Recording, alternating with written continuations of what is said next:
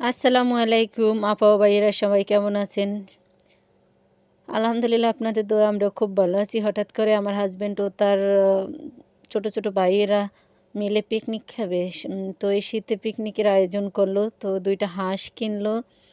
হাঁস ২টা ৫০০ টাকা করে ১,০০০ টাকায় কিনছে। আর আপনার সাথে একটা ব্রয়লার মুরগি কিনছে। তাই এই মুরগিটা এখানে আমি ফ্রাই করতেছি, আর সাথে পোলাও হবে। তো মুরগিটা এখানে ফ্রাই করে বেসন দিয়ে তারপর এটাকে আবার ভাজবো, অর্থাৎ এটাকে ওই যে চিকেন ফ্রাই করব।